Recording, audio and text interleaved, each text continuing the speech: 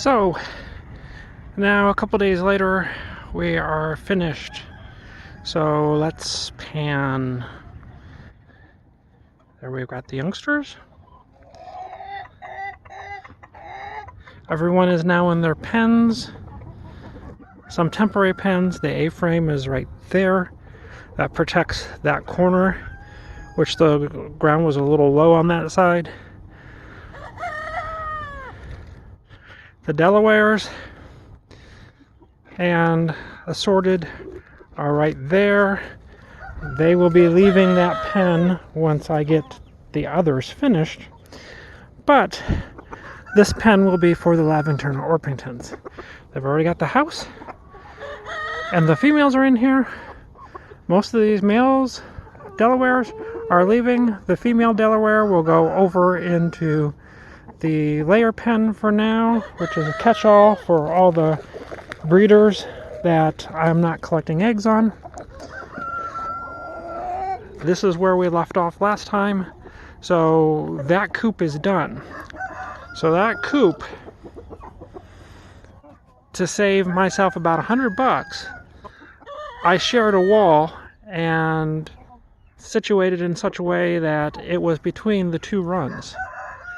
So with wood prices skyrocketing like they are, it was the safest bet. So they have an 8x8, and the Wilsoners have a 6x8 over here. Only thing left to do is put the gate hardware on the doors and the roosting bar in the laying pen. Then, of course, the last two have to go up, and then the shade cloth over it. But that will be after the greenhouse is up. So this is the end of this part of the build. Hello, Mr. Garfield. How are you this fine morning? Yeah, when the Delawares broke through their pen, they had a shared wall with two other pens, and some of the males decided to beat up on the others. Garfield got beat up a little bit, so that's why his comb looks a little rough. But I rescued him, and hopefully this weekend some of these Delawares will go to other homes. Otherwise, after the greenhouse is up, freezer camp comes along. I was very while I'm not disappointed in the breed, I'm disappointed in two things. One, come to find out they're a hybrid, not a heritage. Which means that they're a cross, which means they won't breed true. And which is a shame, because they've got some massive size to them and they've got personality. But since they are a hybrid and won't breed true, Mr. Noisy Pants, they are going. The females I'll keep for egg layers. Like I said, you can see a couple of the Lavington Orpington females over there. But yeah, the Delaware males are starting to get hormones hit them, and it's time to go. I've got two black copper Moran males in here to develop up to see how they're doing. I've got two black copper Moran females in the layer pen that are molting and look absolutely horrid. And I have this silver-laced Cockin right here, which I'm not sure whether it's male or female at the moment. And with my luck, it'll probably be male, and I'll have to rehome him. But hopefully, maybe the tail's not coming in very high and it's getting the downward tilt that the females get, so I'm hopeful. And here's a couple of the lavenders. Ooh, fast movement, guys. We just made the audience a little sick. But they're starting to warm up to people now. They have an issue, a couple of them, with ratty feathers, and I'm not sure if that's not from being pecked, because the Delawares, like I said, you gotta, what do we have in here? Eight male Delawares. Of course, the black copper Morans haven't quite hit their hormone stage yet. By the time they do, they'll have their pen done. And I learned my lesson to keep a backup rooster. Plus, one has a little more copper leakage on the chest than the other.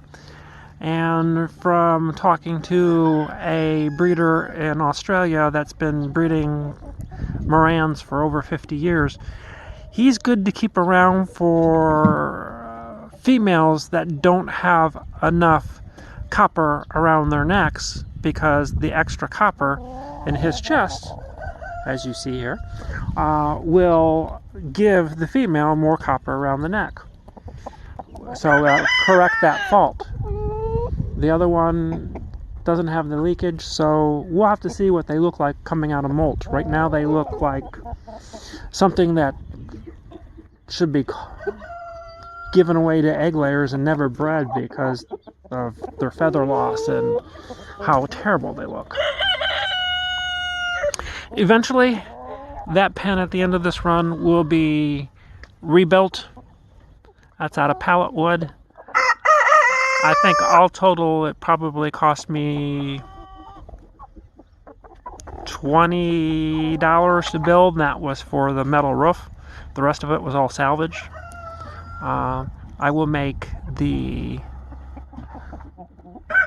fence plank that I've made all the other coops out of for this one, and make it deeper than a 4x4 once they get a little more into the breeding cycle and I'm starting to collect eggs to hatch, because eventually I'd like to have 6 females to a male. That's going to be my limit, because I'm finding out 6 to a male gives me 100% fertility, and I'm right now with the well summers I got a 95% hatch rate off of my eggs, which is fantastic.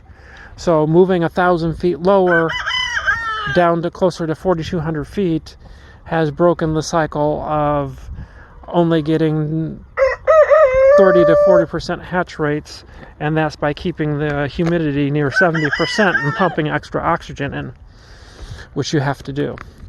I have one of my crosses, Easter egger ruse, left. If I can, I've had some interest in him.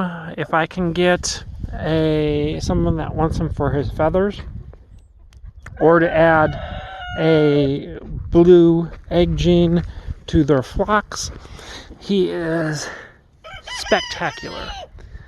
But I'm not into hybrids, especially once all the heritage starts coming to the farm.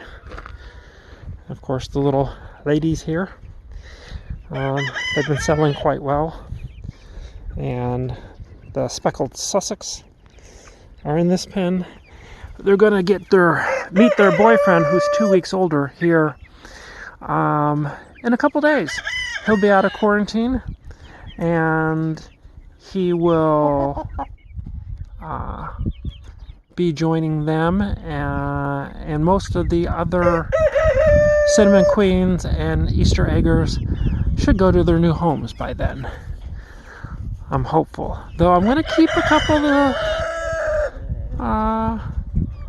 at least 3, if not 4, of the olive eggers back for my own laying flock. Here is a Levington Orpington who hasn't decided whether he's male or female yet, because the one behind him is definitely male. Got a nice big comb, nice bright red, bright rattles. This one, The only difference is, you know, the other Lavington Orpingtons that are his age are definitely have hardly any comb or wattle development. So I'm thinking he is male, and then since he's in a pen of extra males, he might be held back in development. I've got a crested cream leg bar. She is pretty. And there's two more of my Easter egger mixes over there. They are cream leg bar over cinnamon queen, interesting enough, which makes them banties, which kind of shocked me. They've not changed in size here in really a couple of months. So even the males are smaller versus the Rhode Island Red over cream leg bar that we just talked about a minute ago. So they'll go into the littlest pen because they're about the same size, just slightly bigger. And they'll eventually go into the laying flock, just because I've never been able to keep any of the chicks back from this cross because they were getting snapped up so fastly, including a barred rock over cream leg bar, but he ended up as a boy. So he'll carry the blue egg gene, and for some odd reason, I'm thinking that his mother had the blue egg gene in there too, because I had a barred rock and two Rhode Island Reds that are still up at the other farm that I left for a friend so he'd have fresh eggs, that are laying blue eggs. So I have a feeling it's the barred rock. But they had to come and see you guys. Alright, so this build is done. The next video that I'll be posting will be one on Wyatt Chirp, his further adventures of meeting his ladies after he gets out of his grounding, and then the greenhouse build.